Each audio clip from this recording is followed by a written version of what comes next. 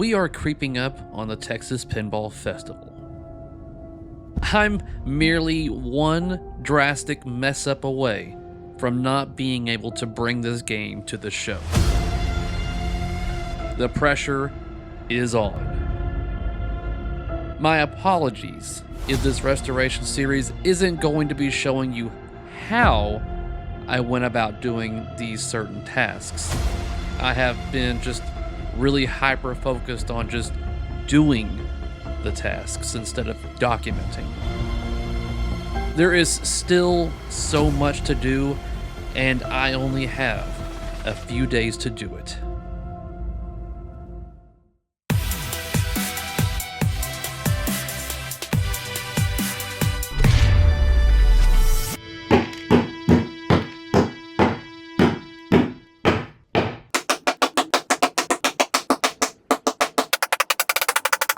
So I've got two Playfields to compare to verify that this in fact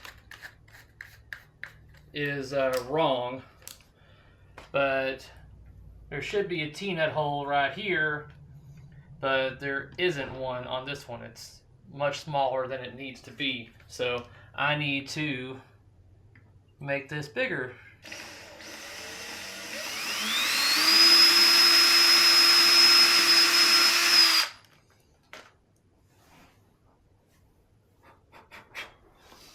Alright, now my hole for my center post is also supposed to be T-nutted, but they've got it set as an option.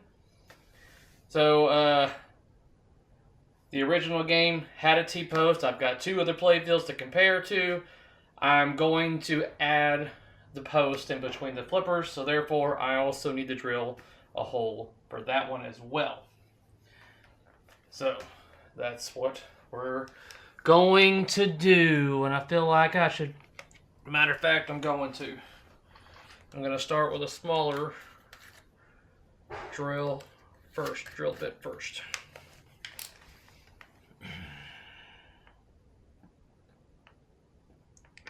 Man, even then I don't think I can.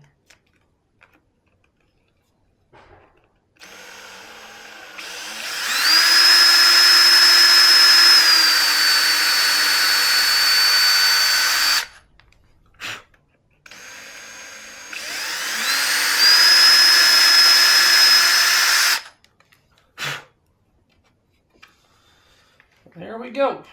Alright, so I've gone through and I've now got all T-nuts in place, and I've got all of these particular two-prong GI bolts in place.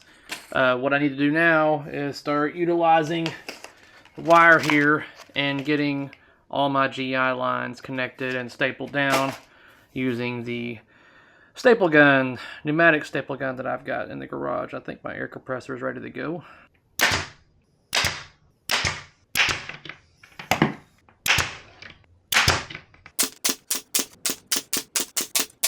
Alright.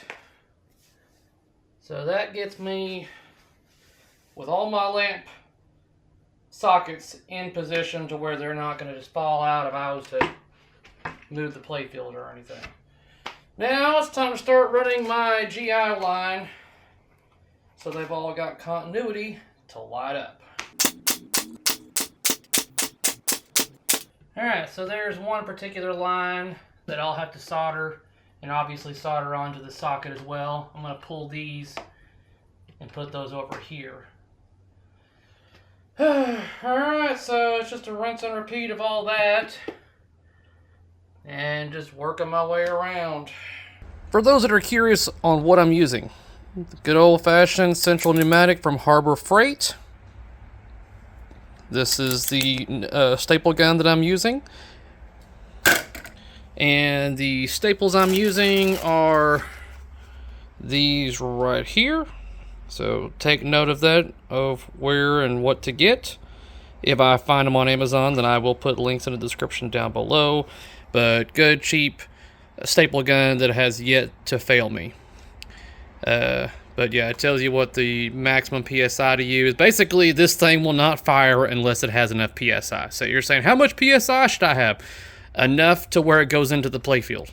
So, what we're going to be doing now is all the soldering work. Got my soldering iron here. I got to desolder all the actual wire on that one. I could just make new wire, which I might as well, but I figure I can desolder it, clean it, and then put it on here. No big deal. And then once I get finished getting all those and all the soldering done on all the light sockets, then I'm going to check continuity to make sure that we don't have any bulbs that are not going to work.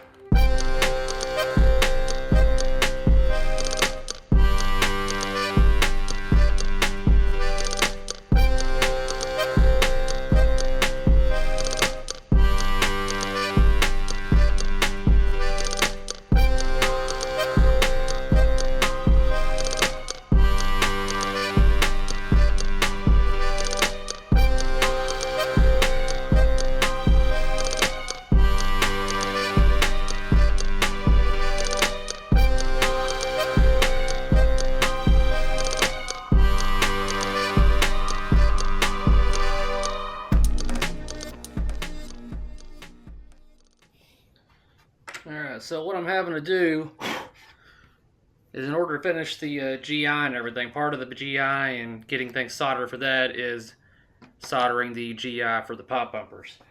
And in order to do that, I basically have to build the pop bumpers. So at least the top portion right here.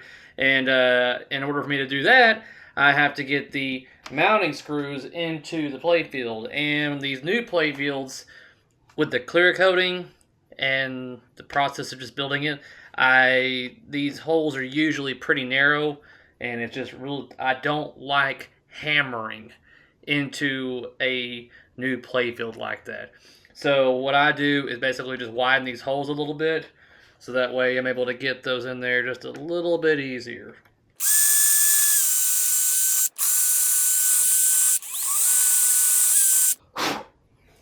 All right. So then you have the 3 mounting screws that will slide in here. Snug, but not ridiculously snug.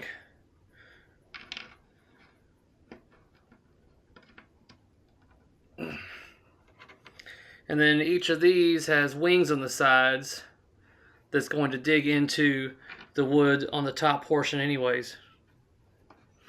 Now, in order to get these to be level with the playfield like I've got on these, I use the hardware on this to basically pull that particular bolt through the playfield and become nice and smooth.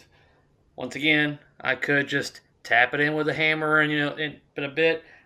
I don't like doing it. This works just the same way. It's just nice and clean doing it this way, so that's what I'm gonna do.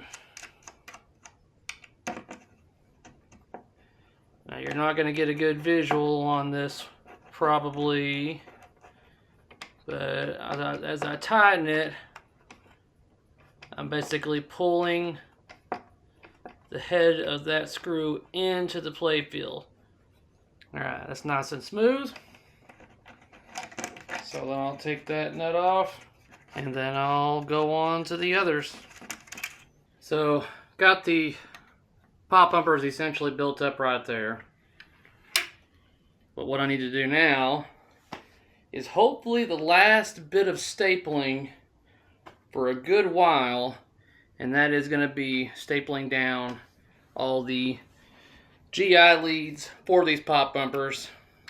And the best method to go about doing this is the tried and true what works. And what do we know that worked? The original playfield. So I'm basically going to have this sitting right here. I'm going to bend these accordingly and on top of each other to where they're supposed to be touching. It looks like my power is all going to be coming in right about here as a central location for all 3 of them. Yep. And then I'll have my grounds going off over here. That's what it looks like. So that's what we're gonna do now.